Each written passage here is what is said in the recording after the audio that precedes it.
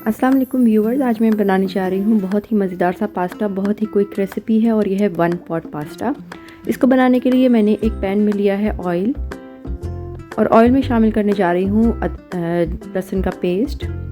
लहसुन पर हल्का सा कलर आएगा तो मैं इसमें बोनलेस चिकन शामिल कर रही हूँ। चिकन शामिल करके मैं इसको इतना पकाऊंगी कि चिकन का पानी पूरा ड्राई हो जाए।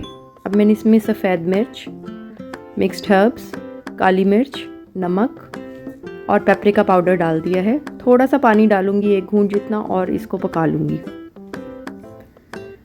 ये देखिए चिकन तकरीबन हमारी तैयार है। इसको मैंने निकाल कर साइड में रख लिया है। क्योंकि ये है 1 पॉट पास्ता तो आपने उसी पैन के अंदर ऑयल लेना है और उसमें 1 टेबलस्पून बटर डाल दिया।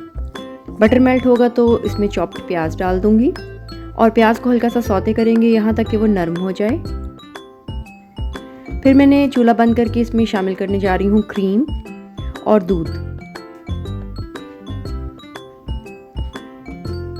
नमक चला गया इसमें, सफ़ेद मिर्च चली गई इसमें, काली मिर्च पाउडर चला गया, चिकन पाउडर डाल रही हूँ और इन सब चीज़ों को विस्क की मदद से मैं अच्छे तरीके से मिक्स कर लूँगी ताकि इनमें कोई गुठलियाँ ना बन जाएं। ये देखिए स्मूथ सी सॉस रेडी हो रही है। अब मैंने इसमें थोड़ा सा मैदा डाल दिया है।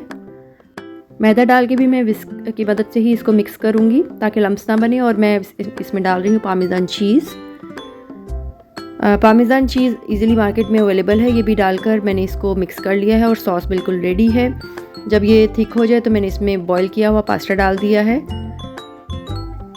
और अब इसमें शामिल करने जा रही हूँ चिकन। इन सब चीज़ों को मिक्स करके आप निकालें, मज़े से एंजॉय करें, बच्चों को भी दें और मेरे चैनल को लाइक एंड सब्सक्राइब करना बिल्कुल मत भूलिएगा। अल्लाह हाफ़िज़।